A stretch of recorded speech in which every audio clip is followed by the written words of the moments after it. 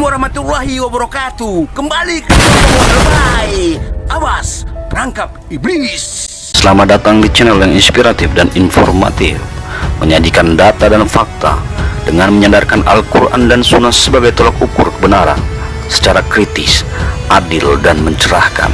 Seharusnya pemerintah mengumpulkan ulama Wahabi dan ulama Aswaja, pentolan-pentolannya berdebat di setiap provinsi, kumpulkan sampai masyarakat itu terang menderang menyaksikannya. Ada nggak ilmu Wahabi itu? Nabi pernah membagi tauhid dibagi 3. Tolong riwayat siapa? Ada yang bertanya, tauhid yang 3 itu bid'ah karena tidak ada dalil yang menjelaskan tauhid yang 3. Sekarang saya mau tanya, pembatal sholat itu, rukun sholat itu juga, apakah ada hadis Nabi yang mengatakan rukun sholat itu ada 13?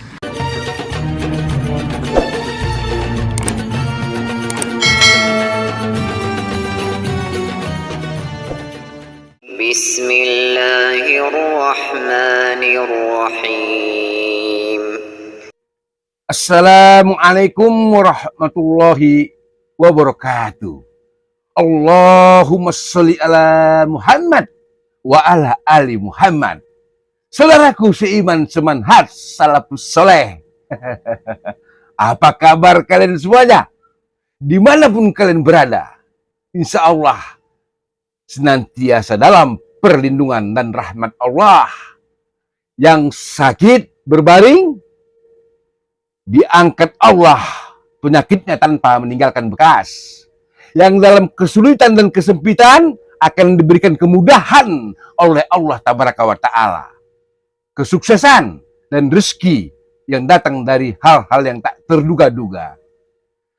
Saudaraku seiman seislam, banyak para ahli melakukan sesuatu metode atau cara untuk mempermudah membahas suatu materi. Yang penting dan utama adalah metode atau cara yang dilakukan oleh para ahli tidak melanggar syariat Islam, tidak melanggar larangan Allah Tabaraka wa Ta'ala dan larangan Rasulullah Shallallahu Alaihi Wasallam, Muhammad bin Abdullah bin Abdul Muthalib bin Hasim bin Abdul Manaf. Selama metode-metode yang dilakukan tidak bertabrakan dengan larangan-larangan Allah dan Rasulnya, insya Allah sahih, dibenarkan. Terkecuali melaksanakan amaliyah ibadah tanpa contoh, tanpa perintah jelas perbuatan ini yang disebut Rasulullah perkara-perkara baru yang diadakan, hukumnya bid'ah. Untuk memahami sesuatu dibutuhkan pemikiran yang cemerlang, wawasan yang luas dan dalam, hati yang mukhlisin. Bukan sebaliknya, berdasarkan rasa dengki, rasa amarah, sentimen-sentimen negatif. Karena apa? Karena ilmu yang ditawarkan dan disampaikan menghantam kebudayaan-kebudayaan mereka, menyerang tradisi-tradisi adat istiadat mereka yang semua mereka lakukan tak sesuai dengan sunnah Rasulullah Shallallahu Alaihi Wasallam. Itulah alasan dasar penyebab munculnya para pembantah, penentang yang berkomentar tanpa disiplin ilmu pengetahuan. Pastinya ilmu yang berdasarkan kitabullah Al-Quran dan As-Sunnah Rasulullah Sallallahu Alaihi Wasallam. Saudaraku seiman semanhat, kebenaran yang hak kemanapun diletakkan tetap hak. Mustahil kebenaran bisa dihancurkan oleh kebatilan, kezoliman, atau kemaksiatan. Sangat mustahil, karena kebenaran itu asal muasal dan bersumber dari Allah Tabaraka wa Ta'ala. Dan Rasul utusannya Muhammad bin Abdullah bin Abdul Muthalib bin Hasim bin Abdul Manaf. Insya Allah kita hadapi siapa saja dengan ilmu pengetahuan, bukan dengan caci maki. Sebagaimana yang kita lihat di video-video YouTube, betapa keji para pelaku-pelaku, penuduh-penuduh, tukang-tukang fitnah yang tak berilmu. Kemudian dia buat wajah Ustadz Firanda seperti mengerikan. Wajah Ustadz Yazid Abdul Qadir Jawas dibuat sedemikian rupa mengerikan. Karena mereka-mereka yang melakukan hal itu tidak punya argumentasi ilmiah untuk membantah materi-materi dakwah yang disampaikan oleh para ulama post Nabi. Inilah kebodohan yang nyata dan terang menerang. Orang cerdas, orang berilmu, orang bertakwa kepada Allah Tabaraka wa Ta'ala tak akan pernah melakukan seperti itu. Celakanya lagi, mereka mengaku aswajah. Ahlus Sunnah wal Jamaah mengaku mustahil pengikut sunnah Rasulullah yang disebut Ahlus Sunnah wal Jamaah melakukan perbuatan-perbuatan yang sangat buruk seperti itu.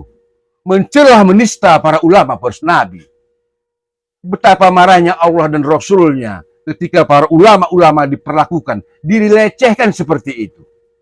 Kembali ke metode, cara untuk memahami suatu materi agar bisa dipahami, dipelajari semudah mungkin.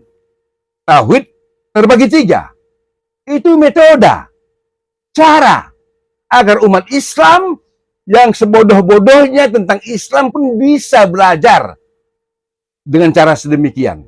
Tapi hal ini dijadikan bahan oleh orang-orang yang masih melekat perbuatan tahayul bid'ah kurafatnya untuk menyerang para ulama post Nabi. Jelas argumen-argumen mereka bisa dipatahkan oleh ulama post Nabi, tentunya dengan pengetahuan. Mari kita dengarkan bagaimana penjelasan-penjelasan mereka tentang tauhid terbagi 3. Yuk kita ikuti. Nabi pernah membagi tauhid dibagi 3. Tolong riwayat siapa? Nabi nggak pernah membagi tauhid jadi 3, Pak. Nggak pernah. Sahabat tidak pernah. Tidak pernah. Maka pembagian ini di abad ke-7 dilakukan oleh Ibnu Taimiyah. Jadi tidak benar itu. Nah, mereka mengatakan Allah itu duduk di arasy. Saya pernah bertanya, Allah di mana? Di arasy. Dari mana kau tahu? Al-Quran yang bilang, Ustaz. Mana ayatnya? Ustaz buka surat Thaha ayat 5. Ar-Rahman alal arsy istawa. Ar-Rahman Tuhan yang maha pemurah, alal arsy, di atas aras duduk dia. Ini Allah yang bilang. Ustaz percaya nggak dengan ayat? Ya percaya. Ya kita wajib percaya Ustaz, betul. Saya percaya kali dengan ayat. Cuman yang saya nggak percaya otakmu itu. Nah, begini Ustaz, ya kalau Allah udah bilang dirinya duduk di sana, ya sudah, kita wajib mengiktikadkan seperti itu. Kenapa begitu? Karena ini ayat Ustaz. Siapa yang menolak ayat, kafir. Kalau begitu kita wajib menerima ayat. Benar. Bagaimana kalau ku jawab Tuhan di Palestina? Loh, apa ada ayatnya? Kau baca surat Safat 99. Allah mengatakan di situ dalam ayat itu, inni zahibun ila rabbi sayahdin. Allah menceritakan perkataan Ibrahim yang dibenarkan Allah. Aku berangkat menjumpai Tuhanku. Berdasarkan ayat itu kemana Ibrahim pergi? Ke Palestina. Berarti ayat ini menunjukkan Tuhan di Palestina. Berarti, nah ini juga ayat. Jadi kalau ditanya orang Allah di mana? Di Aras dan di Palestina. Aduh, nggak boleh pakai aduh-aduh mas. Begini Ustadz, begini gimana? Pernah seorang wanita ditanya Nabi, terus kata Nabi, aina Allah, di mana Allah? Terus wanita itu menjawab, fis sama, di langit. Terus Nabi berkata, aku siapa? Engkau Rasulullah. Terus kata Nabi, merdekakan dia karena dia sudah menjadi mukmin. Berarti Nabi mengesahkan i'tikad Allah di langit. Begitukah? Iya.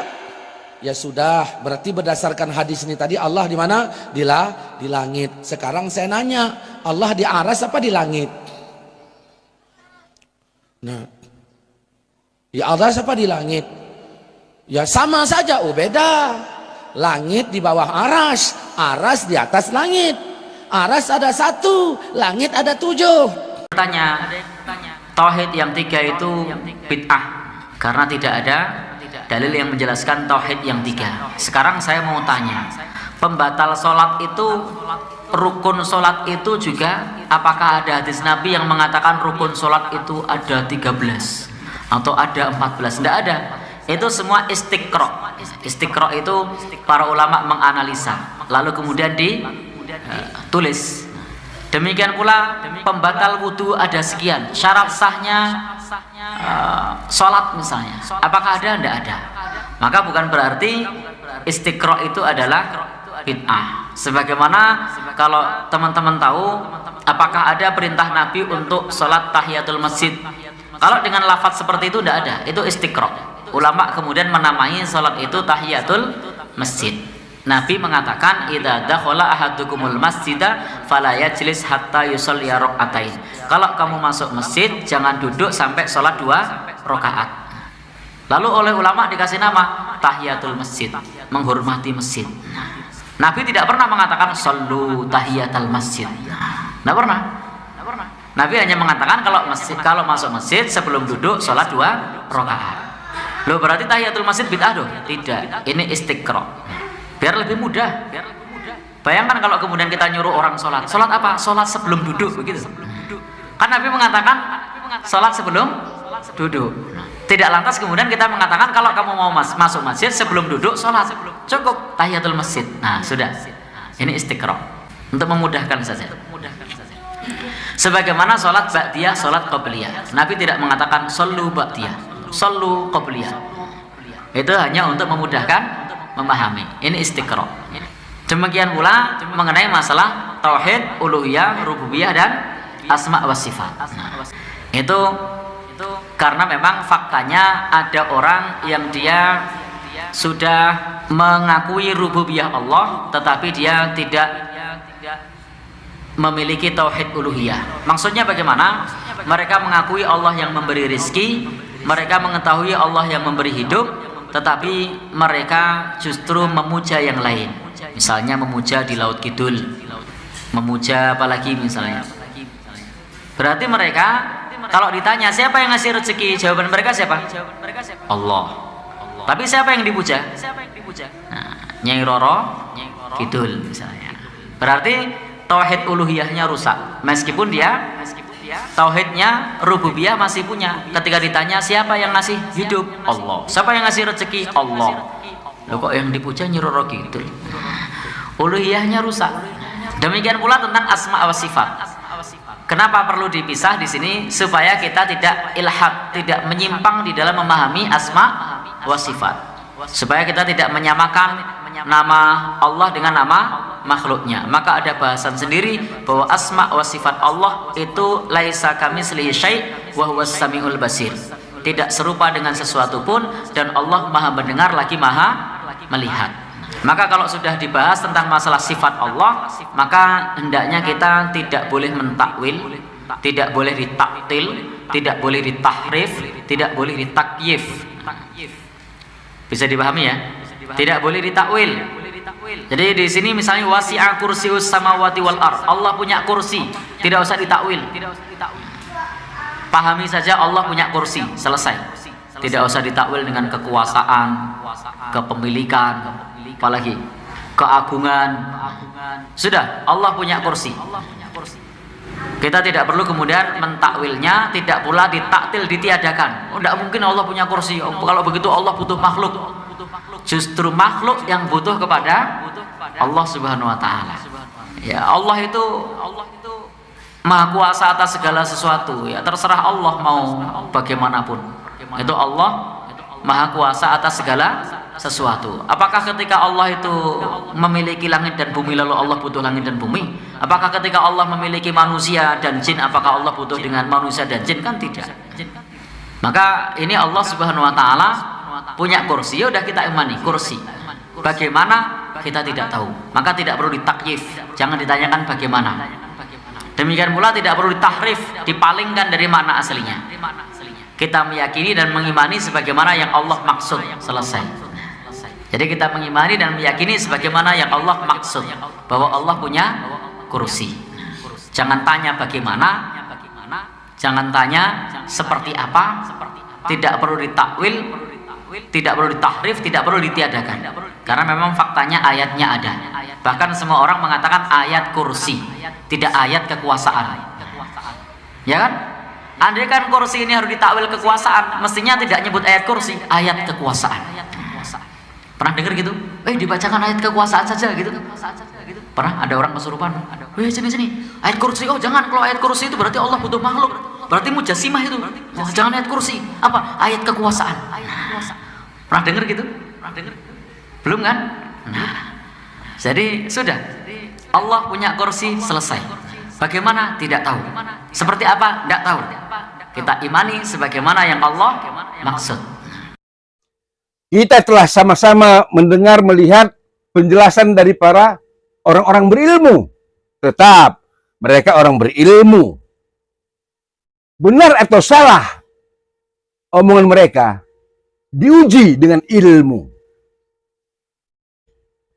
Insya Allah para pengikut manhaj salaf bertindak dengan ilmu, dengan akal yang cerdas, hati yang bersih, terang benderang.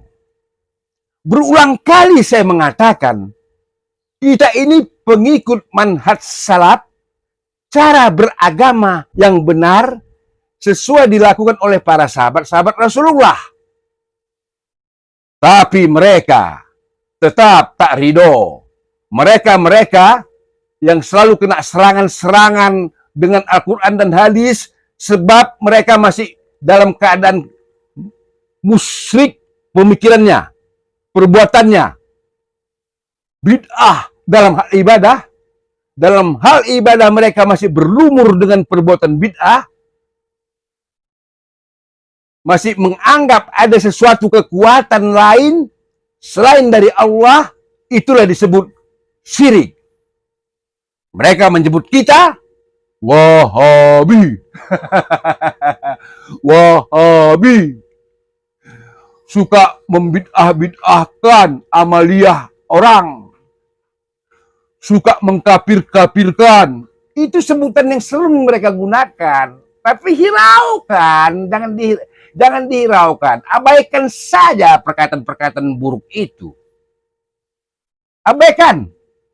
Masuk kuping kanan, keluar kuping kiri. Selesai. Alhamdulillah. Itu yang kita ucapkan. Apabila kita dituduh, difitnah, maka secara otomatis dosa-dosa kita semakin berkurang, beralih kepada mereka. Kasihan kan? Semakin mereka memfitnah, menuduh kita, padahal kita tidak seperti yang mereka tuduhkan, insya Allah perbuatan kita, dosa-dosa kita akan berkurang dan pindah kepada mereka. Insya Allah. Kalau mereka baca tentang hadis-hadis Nabi, apa yang disebut bangkrut? Oh, di akhirat nanti ada itu orang-orang bangkrut. Bukan karena bangkrut itu dia pedagang sukses, tumpur usahanya, jatuh miskin. Bukan itu arti bangkrut. Atau dia orang kaya raya, berputar, jadi orang melarat. Bukan itu. Orang yang bangkrut adalah ketika hidupnya di dunia, dia suka memfitnah, menuduh, gibah, maka seluruh amalnya nanti akan pindah kepada orang yang dituduhnya, pindah kepada orang yang difitnahnya. Sebaliknya, orang yang dituduh dan difitnah, dosa-dosa orang yang dituduh dan difitnah akan kembali kepada orang yang memfitnah. Itu yang maksudnya bangkrut. Arti bangkrut. Kasihan kan? Kasihan. Kalau mereka itu berilmu, sangat mustahil lidahnya mudah menuduh orang. Mustahil. Karena dia percaya ada kehidupan umbil mahsyar akhirat. Setelah kehidupan dunia, ada peradilan persidangan yang maha adil. Insya Allah, kita telah tahu itulah metode cara yang sangat mudah untuk memahami apa itu tauhid. Memang ini masih panjang kok dibahas lagi, berhubung durasinya sangat-sangat pendek. Insya Allah, di lain waktu saya berusaha untuk mencari narasumber-narasumber yang menjelaskan tentang tema tauhid dibagi tiga ini, yang lebih luas, spesifik, dan dalam, agar semua saudaraku seiman seislam bisa lebih memahami lagi, mendalami lagi makna yang dimaksud tauhid dibagi tiga. Insya Allah, kita dalam lindungan Allah, rahmat Allah, istiqomah, melaksanakan sunnah Rasul sampai kita mati. Wassalamualaikum warahmatullahi wabarakatuh. Alhamdulillahi Rabbil Alamin.